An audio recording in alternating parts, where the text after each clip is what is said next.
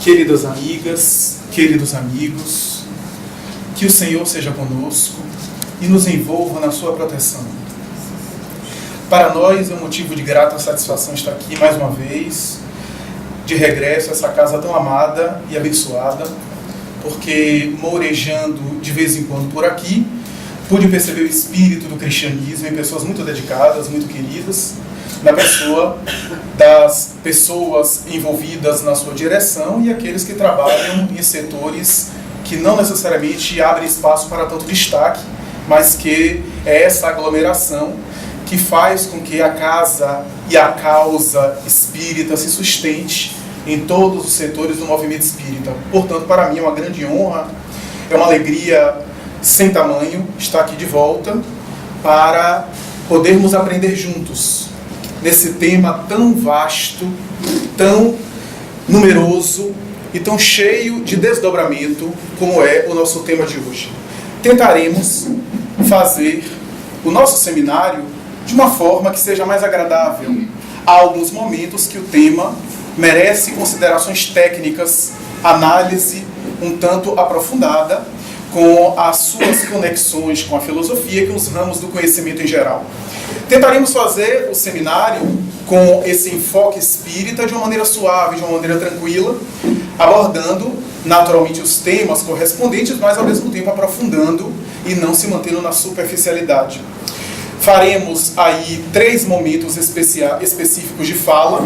O primeiro deles, que deve começar agora, aí mais ou menos às 3h, 3h05, onde pararemos para um intervalo de 15 minutos. Mais adiante nós retornaremos e daremos prosseguimento para de 15h15, 15h20 mais ou menos, até 16h20, onde novamente faremos uma pausa para a descontração, para as pessoas se levantarem, para a movimentação, para a alimentação, quem quiser fazer alguma refeição, alguma coisa, ir no banheiro em um tempo que seria de 15 minutos, porque a experiência demonstra que se o tempo de intervalo for muito dilatado, há uma dispersão que é inevitável. E depois voltaremos tentando seguir o programa de ficar aqui no máximo até às 18, conforme a programação do seminário. No máximo.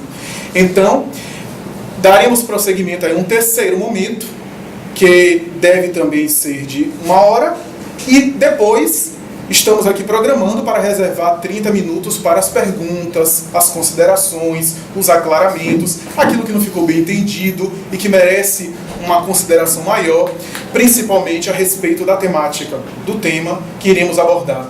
Então, de já, nós faremos os votos para que o nosso momento seja o mais agradável possível.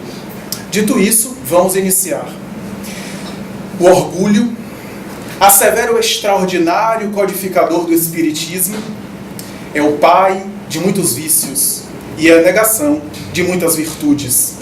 Essa expressão kardeciana, que de alguma forma revela a sabedoria do filósofo, educador, pensador francês, e principalmente codificador do pensamento espírita, dá-nos uma ideia do seu pensamento de vanguarda, uma vez que Allan Kardec, com as ideias que o fizeram célebre na doutrina espírita, assessorado pelos espíritos de escola, deveria estar muito à frente do seu tempo, deveria vislumbrar os tempos futuros da humanidade, inaugurando uma ética que a humanidade de agora começa a engatinhar para entender.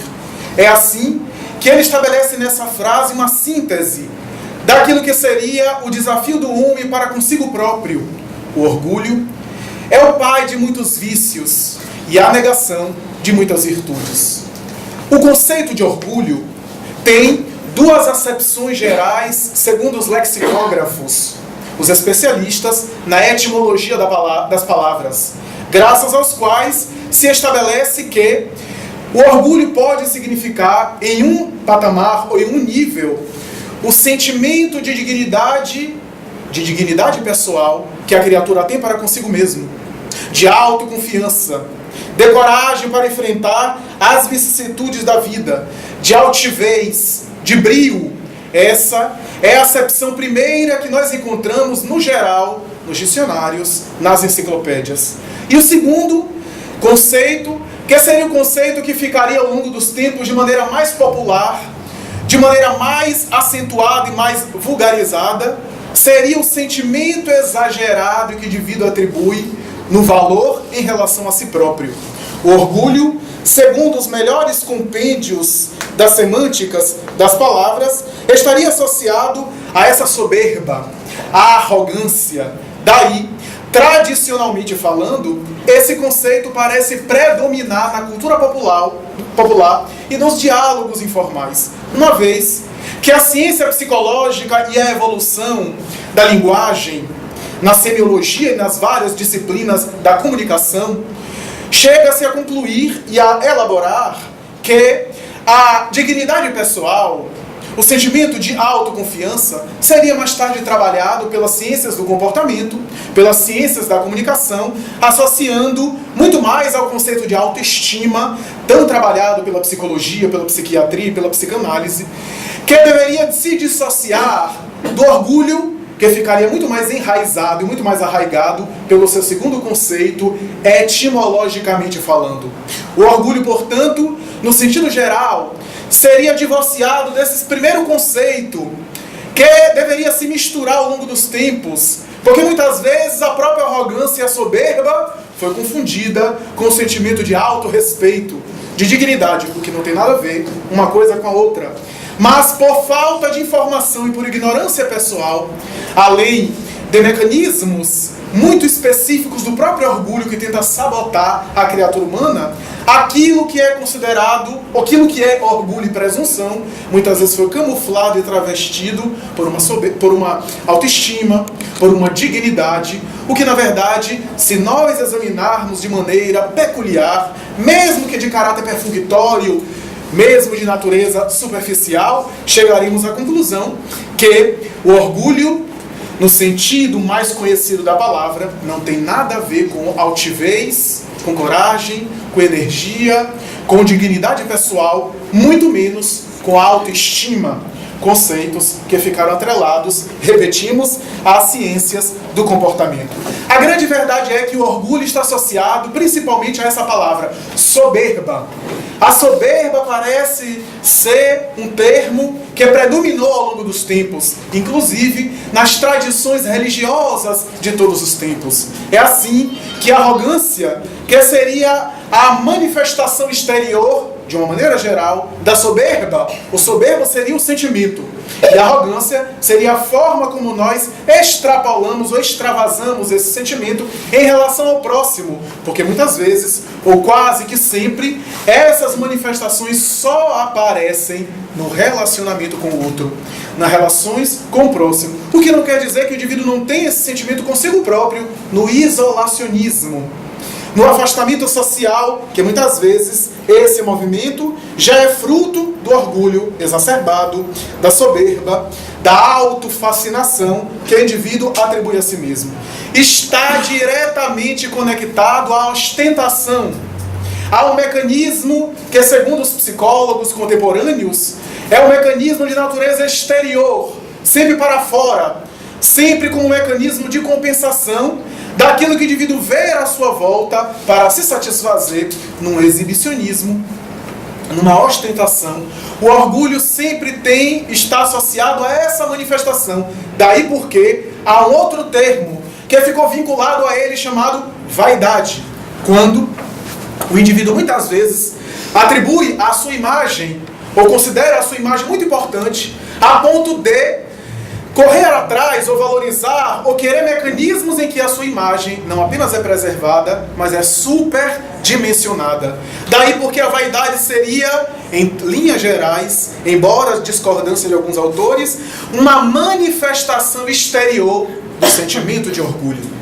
Essas expressões devem viger e devem ser básicas para entendermos o mecanismo de orgulho, que muitas vezes só conseguem ser percebidos, esses mecanismos, através, repetimos, das interações sociais. A ostentação daquele que o indivíduo julga ter algum valor, ou que ele julga que os outros, a sociedade, dão algum valor. Essa exibição ou essa ostentação necessita de mecanismo de apoio. Daí porque o orgulho é refém, é suscetível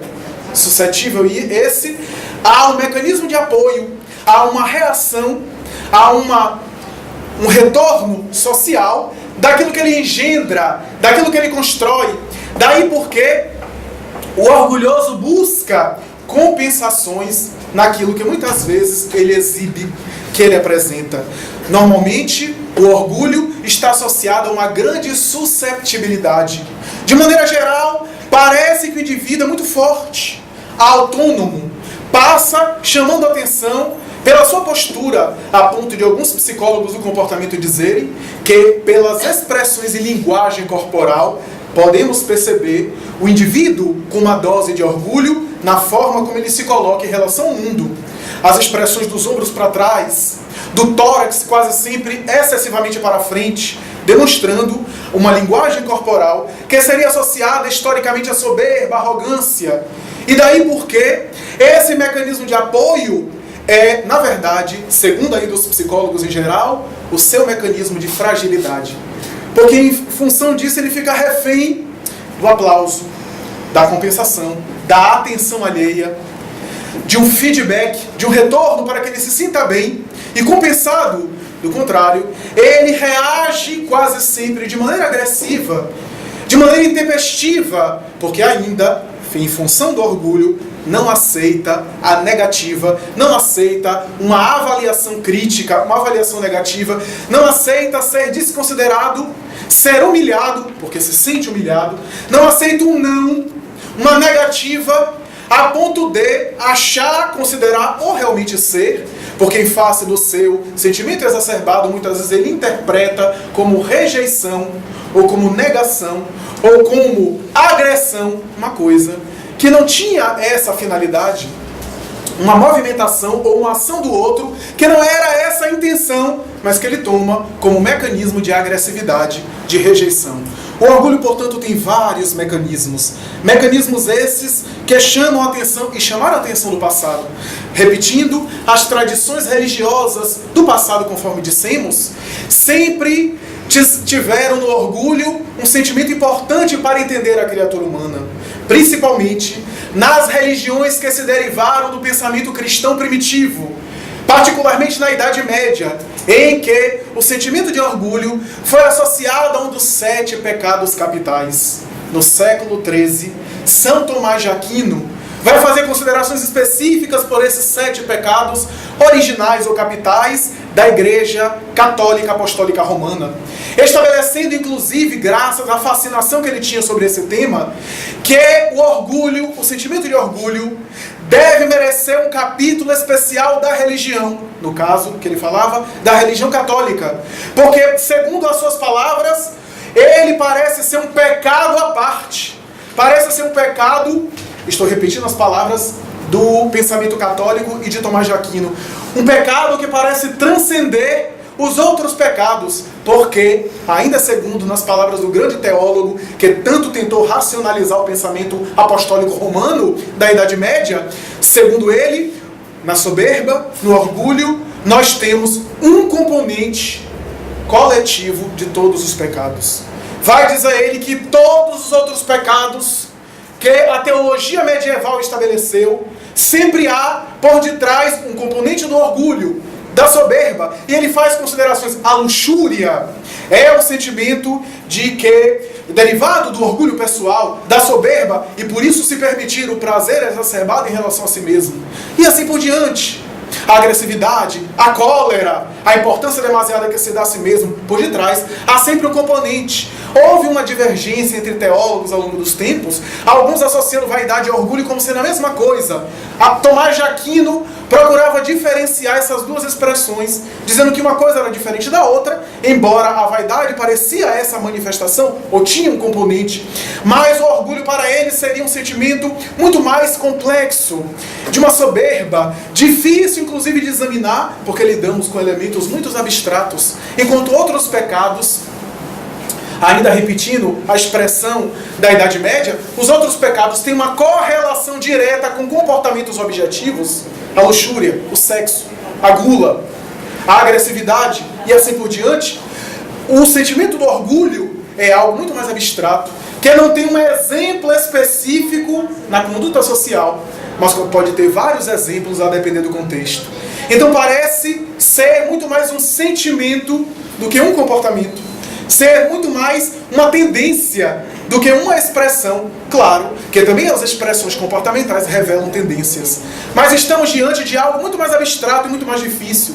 Os teólogos se dividiram, alguns não concordaram com ele, estabelecendo inclusive que o orgulho, a soberba, porque na tradição católica, lentamente ao longo dos séculos, a palavra orgulho foi sendo colocada de lado em função dos dois significados que citamos, das duas expressões que aparecem, inclusive na época, o orgulho, que seria sinônimo de satisfação, de ser feliz, que não estaria ligado ao significado mais popular, mas que em determinadas épocas fez moda, fez modismo, e naturalmente os teólogos se dividindo, ao longo dos séculos preferiram adotar a palavra soberba, que quase que predominou entre os especialistas da teologia, estabeleceram que o orgulho estaria presente desde a mentalidade, na imagem simbólica de Adão e Eva, a desobediência no paraíso, que seria fruto, naturalmente simbólica para nós, mas para algumas religiões literais, porque para eles aconteceu literalmente, que houve ali o fruto do orgulho, da soberba, do se colocar acima da onisciência divina para transgredir uma regra estabelecida pela divindade, através da expulsão do paraíso, em que as criaturas agora acabam por terem as consequências dos seus atos, em uma imagem simbólica, bem se vê, que não dá para seguir ao pé da letra. Mas na tradição medieval, hebraico-católico-cristã, nós veremos outros exemplos, como a tradição de Lúcifer, o anjo, segundo as tradições, que se revoltou contra Deus e foi castigado, teve que descer aos infernos. A ideia que paira, segundo os teólogos, nessa expressão de Lúcifer, seria principalmente o pecado do orgulho. O indivíduo, na figura do anjo, colocar-se acima da própria divindade, queresse ser o próprio Deus e a razão de ser do universo.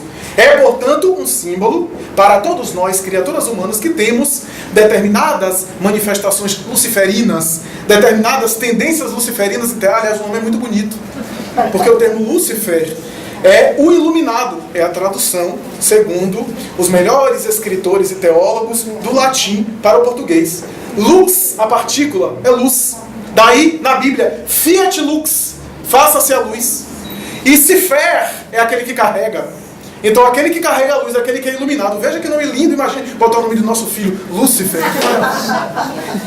Porque, por exemplo, Bruno, me perdoe se há algum Bruno aqui, Bruno vem de brumoso, de escuro, de sombrio. Então são as traduções, naturalmente as semânticas, mas a palavra ficou tão arraigada, ficou tão contaminada com essa tradição diabólica, essa tradição demoníaca, que nós nem entendemos a origem dessa expressão, porque foi uma corruptela de significado. A semelhança do demônio Beelzebu, Jesus era chamado de Beelzebu, né? E a gente, quando fala Beelzebu, parece um negócio grande. Beelzebu era o deus das moscas, era uma forma de ridicularizar Jesus. O Deus, chamado Deus dos monturos, das moscas, isso é, que ficava tomando conta dos lixos, era como se dissesse, desprestigiando a mensagem do mestre, que ele estava jogado às moscas com vagabundos, com pescadores, com pessoas que não tinham importância social e destaque da época. Mas quando a gente vê Beelzebu, parece um negócio que a gente não vai nem aguentar. Então, era chamada entidade satânica ligada às moscas, porque ainda pairava uma herança mitológica politeísta, embora a tradição de Israel, desde Moisés, havia instaurado, pelo menos oficialmente e tecnicamente, o monoteísmo. Então nós temos essas expressões. Quem quiser depois botar o nome do filho Lúcifer, depois não vem me responsabilizar, mas é a tradição. A grande verdade é que o orgulho tomou conta de várias personalidades. Algumas que se ficaram famosas e chamaram a atenção do mundo, porque ficaram nas páginas da história, mas não apenas das pessoas famosas. Passa que praticamente tomando conta das criaturas humanas, como se fosse uma epidemia, cuja presença quase sempre não foi percebida e cuja consequência quase sempre não foi atentada, mas que ao longo dos tempos foi causa de muitos desastres domésticos, familiares, sociais, porque o pano de fundo era o sentimento de soberba. Algumas personalidades históricas ficaram ligadas filosófica e psicologicamente a esse sentimento, estudadas pelos analistas do comportamento. É célebre a saga de Júlio César, conquistando o Mediterrâneo, submetendo o mundo inteiro aos seus pés, impondo a língua latina em detrimento da língua helênica, o grego, para a população, para a universalização do latim. Esse homem extraordinário, que era um extraordinário estrategista militar, que tinha uma habilidade muito grande na política, mas por conta da sua ambição desmedida, segundo a história, a sua soberba, o seu poder, a sua volúpia pelo poder no Senado, quando inclusive foi ao Senado para exigir mais prerrogativas e os senadores já não estavam muito de acordo, foi alcançado pelo punhal do próprio filho espiritual, seu sobrinho Brutus, levando à morte nas escadarias do Senado, em face das suas ambições desmedidas. A grande parte, se não todas, da parte das pessoas historicamente conhecidas que foram vítimas de muito orgulho, de muita soberba, tiveram trágicos finais. Tiveram dramas e finais muito trágicos. É célebre Cômodo, o grande imperador do ano de 160 aproximadamente da nossa era, de Roma. Ele era tão modesto que ele trocou o nome de Roma, colocando Roma Comodiana, em homenagem a ele, Cômodo, filho de Marco Aurélio, o filósofo e imperador também romano. Esse homem que deve governar com a sua imposição, a sua arbitrariedade, segundo alguns historiadores, chegou a falsear algumas guerras, chegou a iludir as pessoas com guerras falsas, armando com seus exércitos, para aparentemente sair vitorioso e ser festejado por Roma. Era exigido ser tratado como Hércules, queria que todo mundo chamasse ele de Hércules, e era homenageado periodicamente em função da sua soberba, mas não pôde evitar o seu comportamento insuportável, o seu temperamento, o seu gênio, que era intolerável, sendo estrangulado pela própria amante com quem mantinha relações extraconjugais. Esse homem, que foi um dos grandes exemplos do orgulho, segundo os psicólogos, tem uma semelhança muito grande com Domício Nero, na Casa Júlia, o célebre imperador, que segundo algumas tradições psiquiátricas era portador de esquizofrenia e de uma psicopatia profunda. O filho de Agripina, que também, segundo a sua conduta irregular e debochada, inclusive pelo trânsito sexual, conseguiu a coroa para o filho, que mais tarde, na sua loucura e na sua soberba, se achava alguém tão especial, alguém cujo universo deveria ter sido criado para ele, para homenageá-lo, que se achava de tal forma especial, que queria saber de onde ele havia saído, de onde havia nascido, e por isso dilacerou abrindo o próprio ventre da mãe, o ventre da própria mãe, daí cesárea, em homenagem a Nero César, ao imperador, e ele fez ali a cesárea, entre aspas, da própria mãe, para saber de onde ele havia saído, porque se achava uma pessoa especial.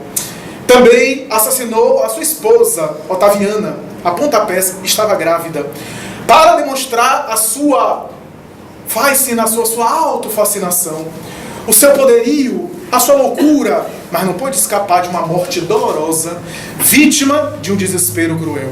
E assim, a humanidade vai observar várias personalidades em que a soberba se manifesta sob tonalidades diferentes. Célebre Maria Antonieta, que chegava a fazer posturas controvertidas no palácio, embora muito sofredora, preocupada com a aparência, com a moda, com a forma dos funcionários se vestir, e ela própria com os cortes de cabelo, questionando inclusive algumas regras do palácio e das condutas políticas da época. Essa mulher também vai passar como sendo símbolo de uma futilidade, de uma leviandade, segundo os historiadores, e de uma postura excessivamente preocupada com aparências, não se evadindo da guilhotina, que foi a causa da sua morte, na época da Revolução Francesa. Encontraremos, ao lado dessas extravagâncias no vestuário de Maria Antonieta, esse excesso de exibicionismo, encontraremos um dos símbolos, talvez o maior, do ponto de vista dos psicólogos, a personalidade que simboliza muito bem, historicamente, o orgulho, a soberba, que deveria ser, segundo os estudiosos, Napoleão Bonaparte, que deveria representar sinteticamente essa soberba, essa arrogância, essa ambição desmedida. Segundo a história, depois de conquistar a França, de alcançar o poderio, coroou-se imperador, autocoroou-se, traindo os ideais revolucionários e gerando, inclusive, uma insatisfação popular, os ideais de liberdade, de fraternidade, de igualdade. Para mais adiante, ele começa a invadir quase que todos os países europeus, sob a justificativa que eles estavam mantendo relações com a Inglaterra, e essas relações eram danosas, para, através dessas relações comerciais, poderem dar um golpe na França. Mas não pôde evadir da insatisfação e mais tarde ser exilado na ilha de Santa Helena e mais tarde desencarnando de maneira dolorosa. Adolf Hitler, no século XX. A sua autofascinação em relação à raça pura, em relação a uma etnia que deveria ser especial, em detrimento dos outros povos que ele não considerava povos. Eram coisas, conforme os estudiosos dos campos de concentração, que a numeração que Hitler e os seus asseclas optavam e assim autorizavam para marcar o ombro das pessoas prisioneiras dos campos de trabalho forçado e mais tarde das câmaras de gás, era para serem chamados pelo número e não pelo nome. Nenhuma pessoa era chamada pelo nome, porque não eram nomes, não eram pessoas, eram coisas numeradas. E daí ficava mais fácil de assassiná-las, de matar, porque não eram seres humanos. Era, portanto, a técnica psicológica, segundo Viktor Frankl, de primeiro destruir e matar a identidade, para depois matar o corpo.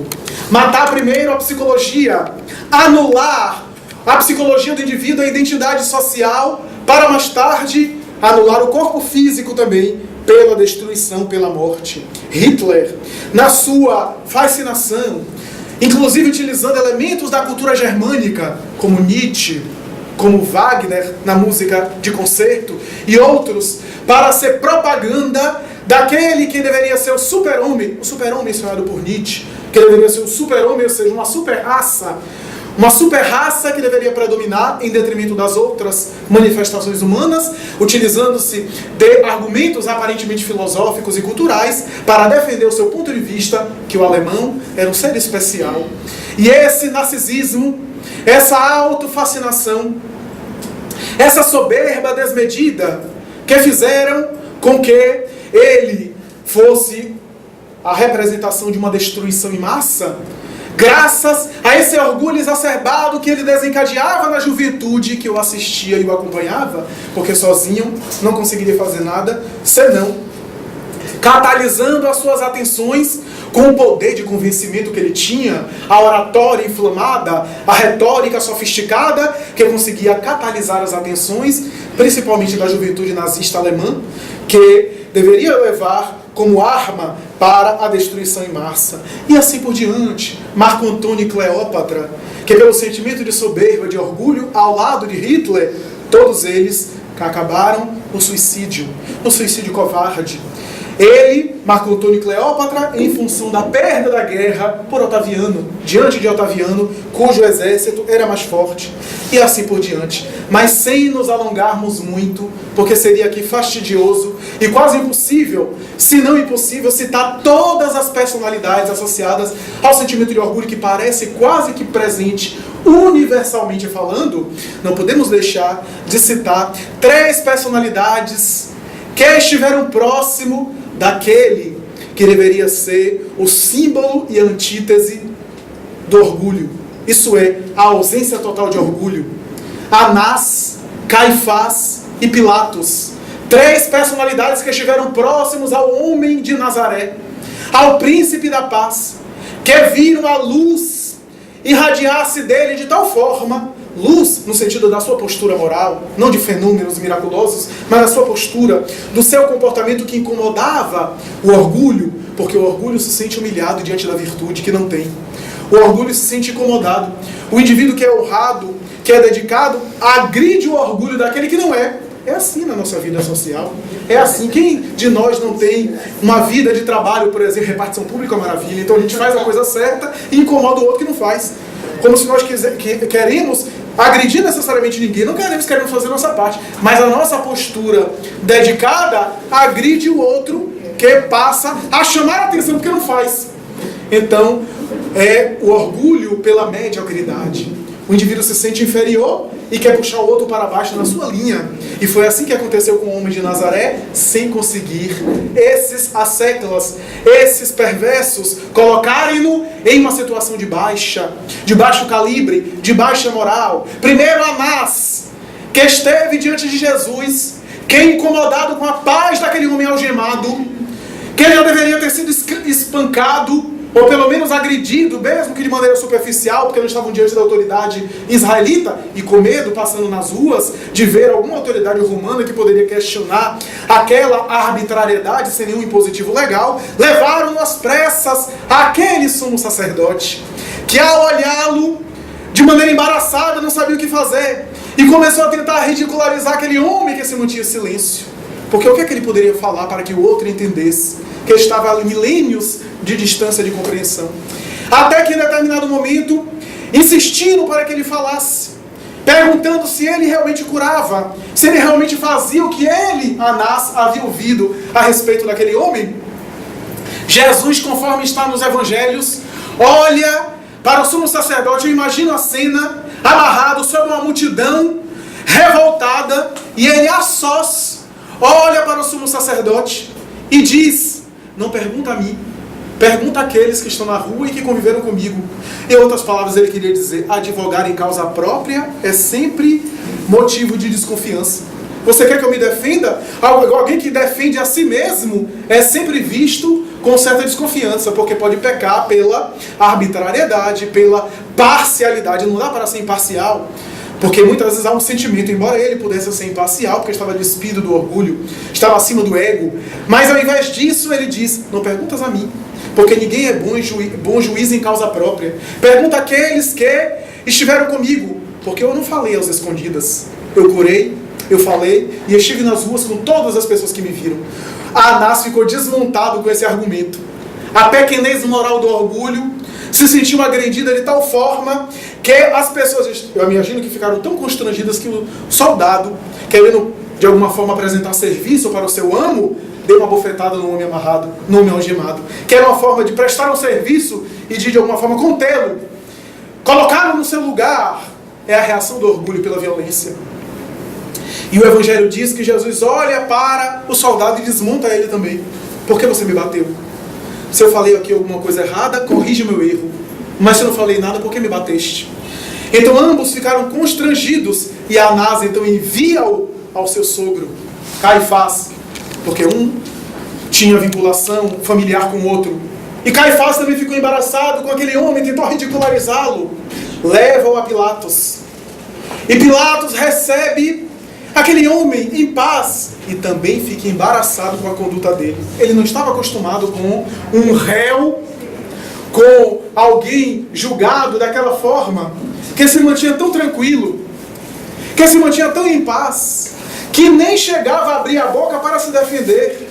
Então, esse homem, que estava diante agora do tetrarca, do representante de César, então Pilatos deve ter ficado muito constrangido, como diz o Evangelho, porque ele tenta de alguma forma, com seu orgulho. Os três eram vítimas desse sentimento. Ao invés de tentar sair do seu ego para entender a problemática, queriam submeter a problemática aos seus interesses, primeiro para não ter problema com ninguém, principalmente com os poderes de César, Tibério na época, e depois para não ficarem mal vistos pela população. É o orgulho querendo agradar a todo mundo, querendo estar bem com todos, porque necessita, como dissemos, de mecanismo de apoio, de compensações públicas. Então, Pilatos olha e diz: tu és rei? O silêncio. O que é que ele não poderia ter respondido? Ele conversou com os doutores da lei com 12 anos de idade e embaraçou aqueles que eram as autoridades do Torá, porque não eram apenas os intérpretes religiosos, mas eram os conhecedores, os fariseus, aqueles que eram os sumos pontífices das sinagogas, que tinham acesso à cultura do Torá. Nem todo mundo tinha acesso ao Antigo Testamento, que era a lei civil, a lei judiciária, digamos assim, e a lei também religiosa, a ética religiosa, porque o religioso e o judiciário praticamente se sincronizavam. Então, Jesus olha para Pilatos e ele: tu és rei? Se tu és rei, onde está o vosso exército? Meu reino não é desse mundo. E se calou novamente. E aí, algum dos evangelhos diz que ele disse: porque se fosse desse mundo, não me entregaria uma justiça, já que a minha palavra é a verdade. Quem ouve a minha palavra, ouve a verdade. Ou quem ouve minha voz, ouve a verdade. Pilatos então se perturba ainda mais e pergunta: o que é a verdade? E Jesus agora fica em silêncio até a crucificação. Porque a verdade não era para ser explicada, mas era para ser sentida. Era um símbolo. O silêncio era um ensinamento para ele. E Jesus permanece em silêncio. Em alguns momentos, Pilatos, alguns momentos antes desse diálogo, Pilatos chega a dizer: tu não sabes que deves explicar-te para mim alguma coisa? Apresenta a tua defesa, porque eu tenho poder sobre a sua vida. E Jesus dá uma resposta que a mim sempre me impressiona no Evangelho. O poder que lhe foi conferido só o foi porque foi permitido pelo meu Pai que está nos céus. Era, portanto, a fé, a grandeza da fé. Você só tem poder sobre mim porque foi permitido pelo alto, para que se cumpra aquilo que está programado. Então era, portanto, a certeza do seu martírio. Ele havia dito antes: quando eu for erguido, eu atrairei para mim multidão de pessoas. Era uma propaganda espetacular, porque qual é a melhor grandeza, o melhor atestado de uma mensagem? É o exemplo do mensageiro. O exemplo do mensageiro dando a própria vida e sacrificando a própria vida é uma propaganda sem limite. Ele o sabia, é claro, mas as pessoas que tentavam abafar a sua mensagem não sabiam. Então, penetrando psiquicamente, Jesus entendia aquela malta, entendia esses três homens, os três que tiveram vidas trágicas, graças ao sentimento de orgulho, a paranoia de Caifás, a ambição e a ganância desmedida de Anás, sem falar em Herodes e os seus delírios, que chegou inclusive a assassinar os próprios filhos com medo de tomar os próprios o trono. Ele que foi o autor da matança dos inocentes, das crianças. E mais tarde Pilatos, que segundo Giovanni Papini, o historiador italiano, desenvolveria uma consciência de culpa muito grande, um transtorno obsessivo-compulsivo, porque mais tarde, depois de lavar as mãos, ele sempre via as mãos sujas de sangue, e ao lavá-las sempre, repetindo, lavando, e sempre as mãos sujas de sangue. Mais tarde, quando cai em decadência política, graças à saída de Tibério da governança de Roma, e Tibério era o seu protetor político, ele sai então do seu posto, da sua função, viaja para a Suíça com essa obsessão compulsiva e opta pelo suicídio, atirando-se no vulcão extinto da Suíça. Tudo isso pelo sentimento de orgulho, da presunção, da soberba demasiada. A ciência tenta hoje, com a neuroanatomia funcional, com as investigações de pósitron, de fótons, com os aparelhos eletrônicos que tentam captar no cérebro, a pessoa pensando, sentindo, fazendo alguma coisa, e determinada área do cérebro é acionada, hoje com os aparelhos eletrônicos sofisticados, que são chamados todos esses aparelhos, ou todas essas técnicas de neuroanatomia funcional. A ciência tenta catalogar as emoções do ponto de vista cerebral e tenta inclusive entender a fisiologia ou a fisiopsicologia da soberba. Desde Paul McClelland, da Universidade de Harvard, que estabeleceu o conceito extraordinário do cérebro triuno. O cérebro humano são 3 cérebros em um, onde há o cérebro chamado réptil, o cérebro mamífero ou complexo R e o neocórtex. Para Paul McClelland, o cérebro mais antigo que nós temos, para ele, é o cérebro que ele deu o nome de cérebro réptil, que estaria nesse cérebro, associado às regiões subcorticais do nosso cérebro, os mecanismos mais instintivos da nossa personalidade, que tem origem, ou que tem raiz, nas manifestações do reino animal, ou dos primatas. São as manifestações mais básicas do reino animal, os instintos. A reprodução, o sexo, o sono, o repouso, a alimentação, a conservação da vida. São esses instintos e manifestações irracionais.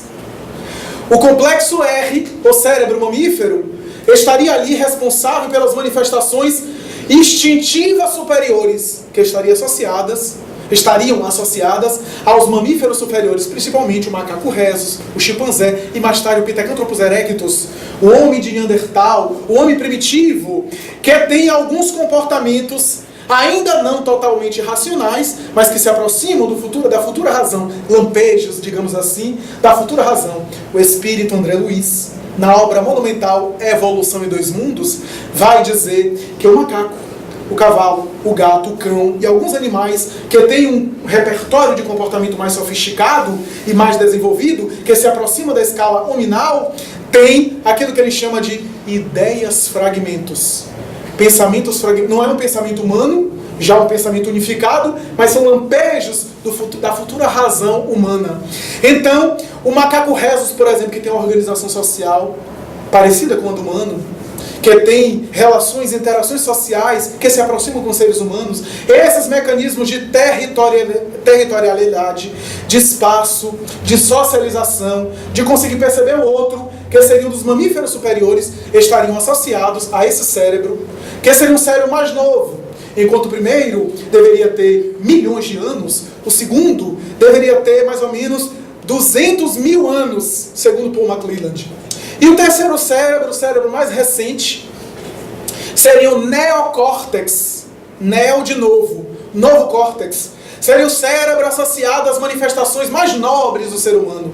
O raciocínio, o pensamento lógico, matemático, as abstrações que nós fazemos, as manifestações de ter consciência de nós mesmos, de ter consciência do outro, as manifestações éticas estariam associadas a esse cérebro que tem o raciocínio sofisticado e que, comparado com o outro, é um cérebro recém-nascido, 10 mil anos aproximadamente. Então, é um cérebro que mais ou menos equivale ao Homo sapiens sapiens.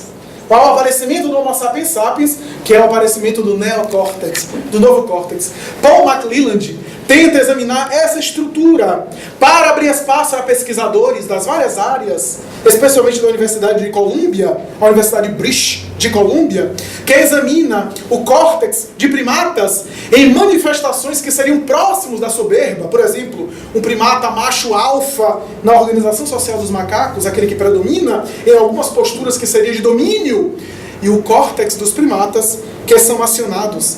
Algumas posturas humanas também de orgulho e de soberba estariam associadas, segundo esses pesquisadores, ao córtex pré-frontal, que estaria associado ao lobo frontal do cérebro. Então, tudo isso naturalmente está associado, diz esses especialistas, às áreas de controle dos impulsos da emoção. Daí porque defendem os neurologistas dessa área, materialistas, bem se vê, que os psicopatas podem ter alguma reação ou alguma lesão, ou alguém que tem alguma lesão nessas áreas, pode ter uma incapacidade agora de controlar os seus impulsos instintivos e primitivos na sociedade. Daí o que tem vontade de fazer, fazem, sem o controle, sem a censura, que a maioria das criaturas humanas temos.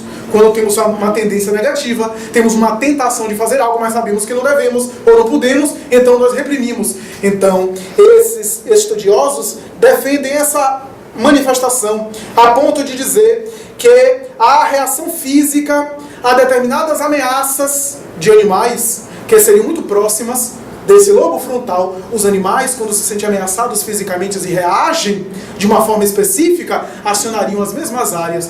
O que faz com que esses pesquisadores concluam que a soberba, o orgulho, do ponto de vista do evolucionismo, estaria associada a sentimentos primitivos, animais, a reações de conservação, de autoproteção. Eu me sinto ameaçado, então eu quero predominar. Eu quero reagir de uma forma que no reino animal é muito natural, mas que no ser humano, o indivíduo então engendra e raciocina de determinadas formas. Allen Mazur e Theodore Lamb, da Universidade de Nova York, nas áreas de neurologia e de neurofisiologia, vão investigar essas manifestações da soberba e vão constatar que quase sempre, quando o indivíduo tem alguma reação muito forte na área da soberba, da arrogância, está ali associado uma produção maior de testosterona, o hormônio masculino, que já estaria ligado também, para alguns estudiosos, à agressividade, a reações intempestivas e assim por diante. Então, o que esses estudiosos, no entanto, concluem de consenso é que nenhuma dessas manifestações é puramente biológica, o que é excepcional. Porque colocar a causa de tudo isso na biologia, no físico, é temerário. É muito arriscado. Eles percebem reações físicas dessas posturas, consequências físicas da postura que o indivíduo tem. Ou então, o indivíduo tem tendências físicas a se manifestar ou se comportar de uma forma. Que seja assim. Mas, ainda assim, considerando tudo isso, não se pode, dizem esses estudiosos, associados a alguns especialistas de psiquiatria forense, de psicologia jurídica e assim por diante, que nenhuma dessas posturas é exclusivamente biológica, física, senão também psicológica. Da mesma forma que podemos até evitar a ideia de que alguma coisa não é só psicológica, não podemos correr o risco de cair na ideia de que tudo é biológico. E esses estudiosos dizem que provavelmente o indivíduo que tem uma soberba excessiva, que tem uma postura demasiada na área da arrogância, ele inevitavelmente tem uma formação de caráter defeituosa. Quase sempre tem raízes na infância, tem raízes na sua formação enquanto indivíduo, enquanto ego, dizem os psicólogos, de tal forma que aquela tendência foi estimulada, ou pelo menos não foi combatida. Essas colocações são extraordinárias, mas a doutrina espírita também já havia chegado a essas conclusões. Algumas, como dissemos, de vanguarda. Allan Kardec, na sua sabedoria, já havia antecipado esse pensamento, quando, em O Livro dos Espíritos, na questão 913, ele interroga as entidades venerandas aos espíritos imortais, depois de fazer toda a viagem na direção da imortalidade da alma, da comprovação que a vida continua após a morte. Allan Kardec se interessando pelos grandes mecanismos do comportamento humano, porque a partir da terceira parte do Livro dos Espíritos, e particularmente no capítulo Perfeição Moral, Allan Kardec vai investigar o mundo espiritual como se fosse um grande psicoterapeuta, porque era uma forma de examinar agora a psicologia humana, principalmente no capítulo da Perfeição Moral, e ele vai perguntar no item 913, de todas as imperfeições, segundo algumas traduções, segundo outras, de todos os vícios da humanidade, qual seria aquele que poderia ser considerado radical? E as entidades responderam: já o dissemos várias vezes, é o egoísmo.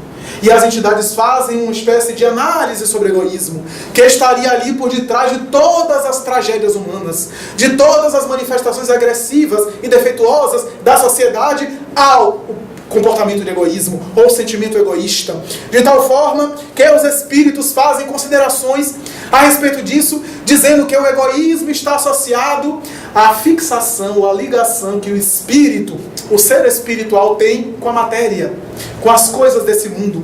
O valor ou a importância que ele dá às coisas desse mundo, de tal forma que ele se fixa, e quanto mais ele se fixa, mais egoísta ele é. A identificação, diz Allan Kardec, com a matéria.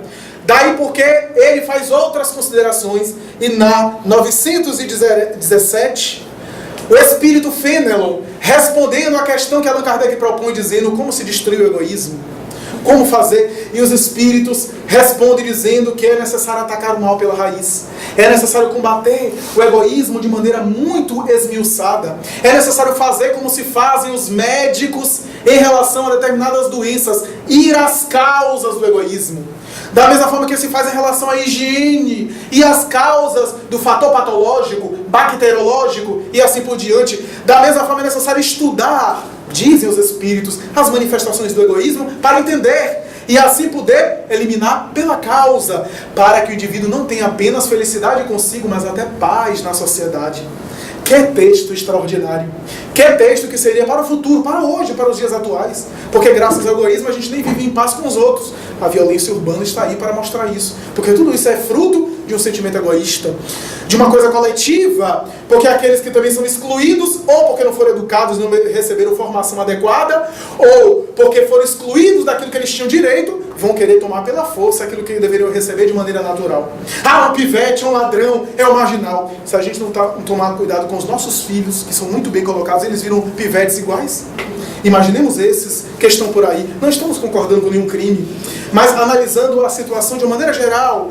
Daí porque o egoísmo, vai dizer Fenelon na questão 917, em uma frase muito importante para nós, para o nosso estudo. O egoísmo, vai dizer ele, está assentado, em algumas traduções, em outras, tem as suas raízes, o que quer dizer o mesmo, na importância que o indivíduo dá à sua própria personalidade. Ora bem, se os espíritos falam isso, que a raiz do egoísmo, que a base do egoísmo, que o egoísmo está assentado na importância que o indivíduo dá à sua personalidade, ele está assentado no orgulho. Daí porque mais tarde, Allan Kardec vai dizer orgulho e egoísmo, duas chagas da humanidade. Porque Allan Kardec percebeu que uma coisa anda vinculada à outra. O indivíduo orgulhoso é egoísta, o indivíduo egoísta é orgulhoso. Inevitavelmente. Não há apenas eu sou orgulhoso e não sou egoísta. Ou eu sou egoísta e não sou orgulhoso. Estão os dois associados, ligados. Porque o indivíduo egoísta se liga às coisas desse mundo. O indivíduo orgulhoso se liga e dá um valor demasiado à sua personalidade. Então, o indivíduo egoísta se comporta de maneira apegada. Mas se ele se comporta de maneira apegada a ponto de atribuir coisas para si, de acumular, de possuir, de ter posses, é porque ele dá valor mais a si mesmo que os outros. Porque ele dá importância demais para si em detrimento do outro. E ao mesmo tempo, se o indivíduo dá muita importância para a personalidade, veja o termo que os espíritos usaram, o espírito fênelo, personalidade. Personalidade vem do grego persona, que é máscara. Daí a personalidade é o ego, não é o ser profundo, não é o espírito imortal, é o eu encarnado. Ora bem, se o indivíduo dá uma importância demasiada à própria personalidade, ele está apegado a uma coisa desse mundo, que é a sua personalidade, é egoísmo também. Daí egoísmo e orgulho estão associados. Na verdade, é uma mesma expressão, duas faces de uma mesma moeda. Poderíamos dizer de maneira geral que o egoísmo é o comportamento e o orgulho é o sentimento dessa expressão. Daí Allan Kardec faz considerações notáveis a respeito disso. E em Obras Póstumas ele faz um texto lindo sobre orgulho e egoísmo, examinando as causas do egoísmo, analisando de maneira muito profunda, fazendo um verdadeiro trabalho de psicologia do desenvolvimento, quando ele examina as matrizes do orgulho, do egoísmo, e vai dizer, mas há elementos que podem, se não anular totalmente, porque a anulação depende do esforço individual, podem pelo menos enfraquecer o orgulho e o egoísmo. E aí ele começa dizendo, o indivíduo que tem um conceito de imortalidade, principalmente se é apresentado a ele a visão de uma imortalidade de bom senso, racional, de uma espiritualidade, de uma vida após a morte, se esse indivíduo tem esse conceito de um ser acima de si, ele já enfraquece o seu egoísmo. Porque ele passa a perceber que há outras coisas que não são as coisas desse mundo. Então ele passa a dar menos valor às coisas desse mundo. Ajuntai tesouros no céu, disse Jesus, e não os tesouros da terra. Então ele passa a perceber que há outros tesouros. Porque ele passa a conceituar que há uma vida após a morte, que há uma outra experiência. Então isso, diz Allan Kardec, se ele consegue introjetar e consegue desenvolver, se é passado a ele de maneira lógica e racional, já diminui o sentimento de egoísmo, ou o comportamento egoísta. Mas aí Allan Kardec vai dizer sobre o orgulho, porque ele pode acreditar na vida após a morte, ele pode acreditar que há uma vida depois, que existe um Deus acima dele, mas ele se acha especial e melhor do que os outros. Aí Allan Kardec vai dizer, ora bem, mas se nós procurarmos entender a natureza do ser humano, nessa visão imortal, se nós procurarmos investigar o passado e o futuro do ser humano, o orgulho vai enfraquecendo aos poucos. Porque graças à doutrina da anterioridade da alma, a ideia de que a alma não foi criada com o nascimento, segundo a teologia tradicional, mas a alma tem uma vida anterior, sem chegar ainda à reencarnação, apenas uma vida anterior, para entender o passado, para entender o presente, entender que a alma tem um futuro, o sentimento de orgulho vai diminuindo, diz Allan Kardec. E quando ele compreende que a sua habilidade intelectual não é melhor do que o outro, porque o outro é desprivilegiado e Deus fez ele assim, porque assim ele quer, conforme algumas religiões, chegam a estimular o orgulho da pessoa. Se a alma foi criada no momento do nascimento e um é um genial e outro é um idiota, isso é, tem uma idiotia, tem um retardo mental, é porque Deus quis assim, então eu sou privilegiado por Deus.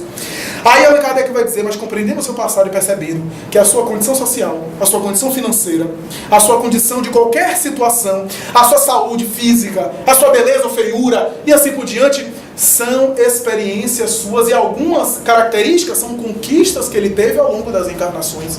E aquele outro não é diferente dele, apenas está em outro período, em outro momento. Porque há espíritos mais ou menos velhos, alguns que caminharam mais, outros que caminharam menos, mas igual a todo mundo, porque todo mundo vai chegar no mesmo local.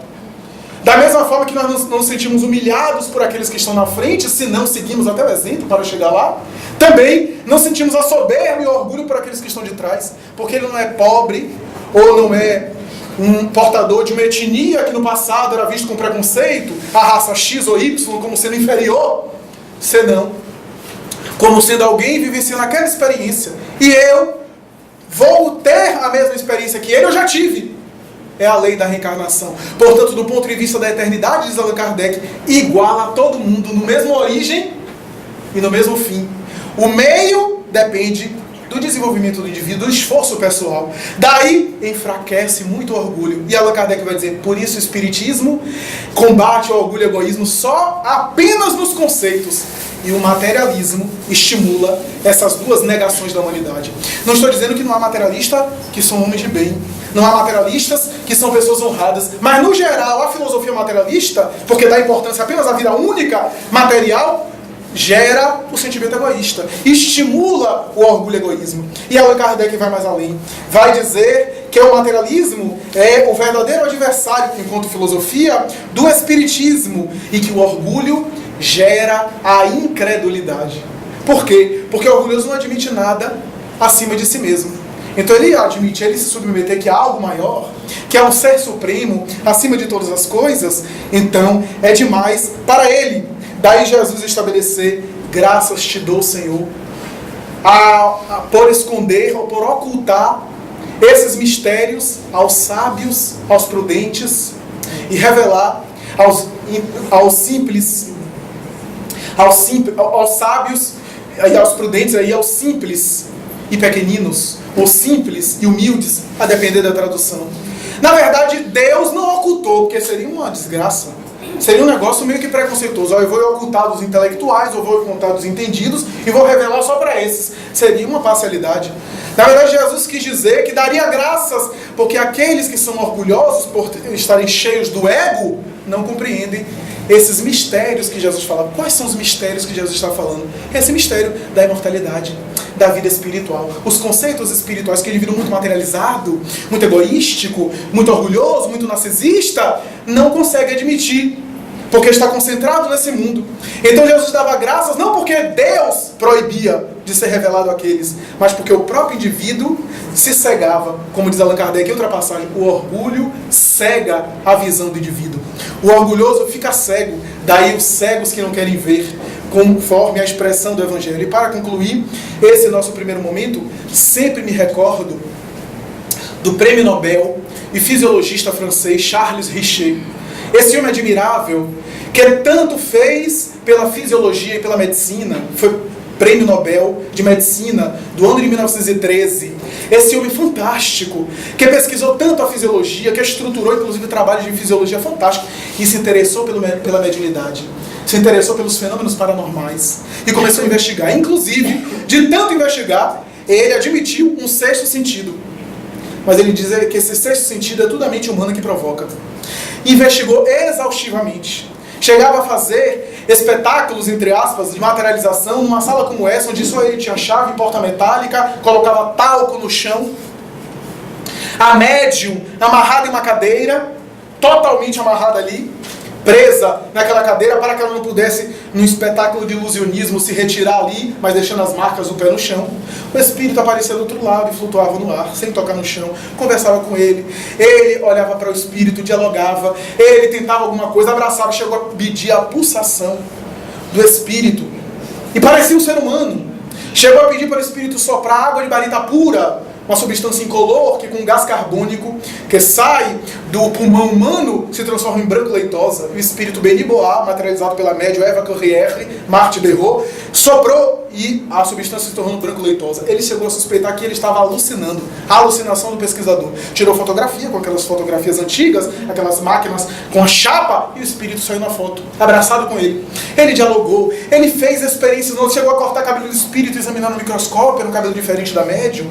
Fez pesquisas fantásticas com vários médiums, com vários sensitivos, com vários paranormais, e chegava a concluir: é tudo a mente humana que produz tudo isso. É a mente humana que produz tudo isso. Por causa do seu prestígio de cientista, ele era ovacionado. Ele havia percebido que William Crookes, cujo caminho foi diferente, respeitadíssimo na química, a maior autoridade da química, no auge, e admitiu a mediunidade depois de examinar a médium Florence Cook, e depois disso a ciência virou-lhe as costas. Ele foi ridicularizado, foi criticado, foi levantado calúnias, que ele inclusive estava apaixonado pela médium, por isso que ele inventou tudo aquilo, o que não era verdade, e ele admitiu isso publicamente, que quanto mais o tempo passa, mais certeza eu tenho de que tudo aquilo que eu examinei é verdade. Richer foi diferente. Talvez, pensamos nós, com receio de perder o prestígio de cientista que ele tinha, orgulho, a vaidade, o receio, porque ele era abrilhantado, ele era festejado. Ele resistiu. Só em 1925, já no auge da idade, já no final da existência, ele manda uma carta para uma amiga sua, dizendo mais ou menos assim: sabe aquilo que nós tanto conversávamos, a comunicação dos mortos com vivos?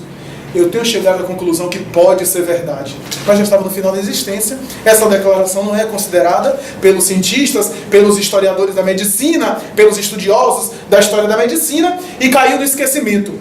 Chico Xavier, em uma obra de Humberto de Campos, psicografa a desencarnação de Richer, em um capítulo chamado A Passagem de Richer, falando sobre esses momentos finais, enquanto os olhos do grande médico estavam se fechando na agonia, já em alta idade, já tinha mais de 80 anos, um anjo do Senhor dizia: não é melhor ele deixar um pouco mais ele no corpo? De repente ele pode ainda declarar para o público a imortalidade da alma. E o espírito responsável pela reencarnação, o espírito de Skoll, um dos guias da humanidade, olhou e disse: ele já teve a chance dele, teve vários anos, teve prestígio, e agora chegou o final. É necessário que ele volte agora ao mundo espiritual para avaliar as ocorrências. E diz Humberto de Campos que alguns espíritos que foram materializados em sessão mediúnica com ele começaram a aparecer diante dos seus olhos, ainda agonizando, quando ele começa a ver os seus contemporâneos da ciência que pesquisaram a imortalidade e chegaram à conclusão que tiveram a coragem de admitir em público.